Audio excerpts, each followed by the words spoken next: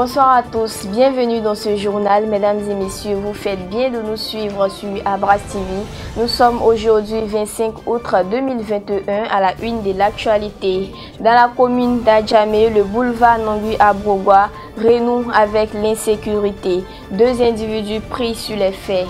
Éducation, rentrée scolaire 2021-2022, la moyenne d'orientation en classe de seconde A et C est fixée à 10 sur 20.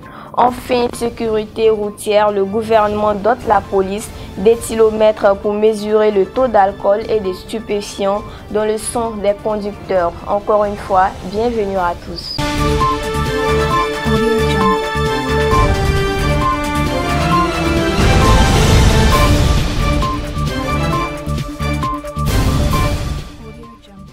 En football, dans le cadre de la 4e édition du Super Tournoi d'Abras, tournoi de petits poteaux appelé Maracana, on disputait hier le premier match des demi-finales entre l'équipe des Super Pro d'Abras et celle des Nuages Noirs de Makori. Prévu à 16 h, les gradins du stade Zimbabwe refusaient déjà du monde depuis 16 h. Mené 1-0 jusqu'à la seconde moitié de la deuxième mi-temps, l'équipe abrassienne égalise grâce à son maître joueur Zongo.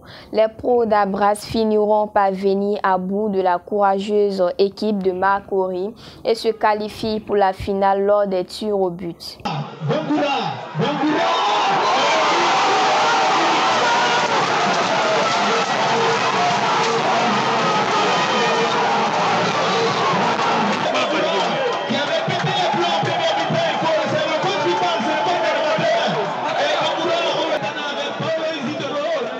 Et je demandais à mes aînés pourquoi est-ce qu'on mettait ces joueurs sur le banc.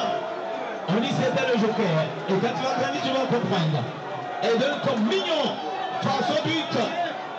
Mignon frappe. Mignon.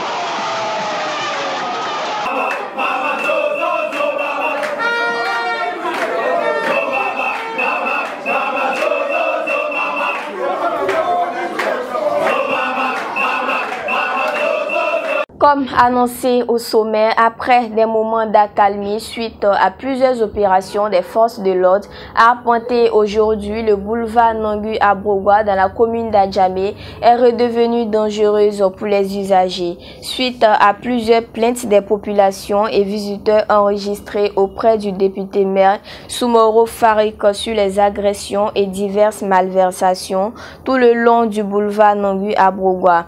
Une opération de sécurisation accentuée a été mise en place. C'est dans ce cadre que les agents de la police municipale ont épinglé hier mardi 24 août 2 individus pris en flagrant délit d'agression. Suite à plusieurs plaintes des populations et visiteurs enregistrés auprès du député maire Soumoro Farik sur les agressions et diverses malversations. Sur le long du boulevard Nangui Abrogwa, une opération de sécurisation accentuée a été mise en place. C'est dans ce cadre que les agents de la police municipale ont épinglé hier mardi 24 août 2 individus pris en flagrant délit d'agression. Les malfrats ont été mis à la disposition du 3e arrondissement de la police d'Adjamé dirigé par le commissaire Oufouint Yacinthe afin de répondre de leurs actes. Poursuivons ce journal avec la rentrée scolaire.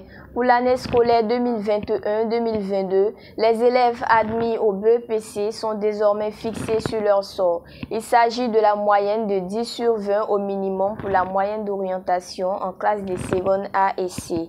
L'information a été donnée dans un communiqué du ministère ivoirien de l'Éducation nationale et de l'alphabétisation. Si la moyenne d'éligibilité était fixée à 8,50 sur 20, celle de l'orientation en seconde A et C est à 10 sur 20. Les élèves ivoiriens admis au BEPC session 2021-2022 ne pourront donc pas être orientés en classe supérieure sans une moyenne minimale de 10 sur 20. La rentrée scolaire 2021-2022 est fixée au 12 septembre prochain en Côte d'Ivoire. Les orientations en classe de seconde pourront être connues avant cette date. Dans le cadre de la lutte contre l'incivisme sur les routes, le gouvernement dote la police d'éthylomètres pour mesurer le taux d'alcool et de stupéfiants dans le sang des conducteurs. Le taux d'alcool au volant autorisé est de 0,8 g par litre de sang. Tout immobiliste excédant ce taux d'alcoolémie a commis une infraction. Il est tombé dès lors sur le coup de la loi.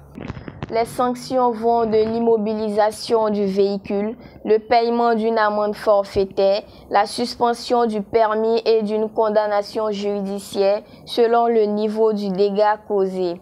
La conduite en état d'ivresse est l'une des causes majeures des accidents de la circulation. Le gouvernement ivoirien a récemment doté les forces de l'ordre de moyens modernes pour lutter efficacement contre l'incivisme sur les routes, dont la phase de répression démarre le 7 septembre 2021. Il faut noter que l'embout de l'alcomètre est à usage unique. Toujours dans le cadre de la lutte contre l'incivisme, voici les cas de défaut qui seront traqués dès le 7 septembre. Plusieurs véhicules déjà immobilisés. Avant la date de répression contre l'incivisme sur les routes du district d'Abidjan, le préfet de police d'Abidjan, le commissaire divisionnaire major de police, Dosso Siaka, a coordonné le lundi 23 août 2021 une opération de sensibilisation au respect du code de la route ayant déjà permis d'immobiliser 34 véhicules, car le non-respect du code de la route entraîne de nombreux accidents. Par ailleurs, dès le 7 septembre 2021, le cap sera mis sur la répression, notamment sur les cas de défaut de plaques d'immatriculation, des vitres teintées, des véhicules en mauvais état, du défaut des cartes de stationnement, d'assurance de visite technique. Entamons maintenant la réélection du député maire de la commune d'Adjamé, Soumoro Farikou, pour un autre mandat de 5 ans à la tête de la FENACSI. Le député et maire de la commune d'Adjamé, Soumoro Farikou, reste toujours à la barre pour conduire le bateau de la Fédération nationale des acteurs de commerce de Côte d'Ivoire, FENACSI. Lors du 4e congrès de la FENACSI qui s'est déroulé le samedi dernier à l'auditorium du ministère des Affaires étrangères au Plateau, plusieurs milliers de commerçants venus des 4 coins de la Côte d'Ivoire y ont pris part pour élire par acclamation leur président du conseil d'administration autour du thème « Lutte contre la vie chère en Côte d'Ivoire ». Quelle contribution de la FENACSI. M. Soumoro Farikou a été réélu par acclamation dans une salle où l'unanimité s'est faite autour de lui. Il conduira pendant 5 ans la destinée de la FENACSI. Notons qu'à ce 4e congrès, 3 importantes résolutions ont été prises par le congrès, à savoir la réorganisation de la FENACSI, ensuite la mise en priorité dans les 3 premiers mois du mandat du nouveau président, la question de la vie chère et enfin, avec ses organisations affiliées, la FENACSI devrait résolument se muer en une centrale syndicale. Nécrologie, décès de l'ex-président tchadien Hissène Habré à l'âge de 79 ans. L'ancien homme d'État âgé de 79 ans a succombé au coronavirus. Il avait été admis aux urgences dans un hôpital à Dakar suite à des complications liées au diabète et à l'hypertension. Au pouvoir de 1982 à 1990 et renversé par Idriss Déby, Hissène Habré avait été condamné le 30 mai 2016 à la prison à vie à l'issue d'un procès sans précédent à Dakar. L'ancien dirigeant tchadien avait pu bénéficier le 7 avril 2020 d'une sortie de prison de 60 jours accordée par la justice sénégalaise. Le showbiz ivoirien est en deuil. L'artiste Eskeli est décédé ce matin. L'artiste Eskeli est décédé des suites d'un malaise autour de 3 heures du matin, ce mercredi 25 août 2021 dans une clinique à Boaké. L'oiseau rare, le fils d'Abla Pokou, quitte définitivement la scène du showbiz ivoirien. Lui qui s'était illustré ces dernières années avec un style atypique de spiritualiste qui a fait couler beaucoup d'encre et de salive car au cœur de plusieurs buzz sur les réseaux sociaux. Ainsi marque la fin de ce journal. Merci mesdames et messieurs de l'avoir suivi. D'ici là, prenez soin de vous et retrouvez très prochainement Aïda Seck pour une nouvelle session d'information.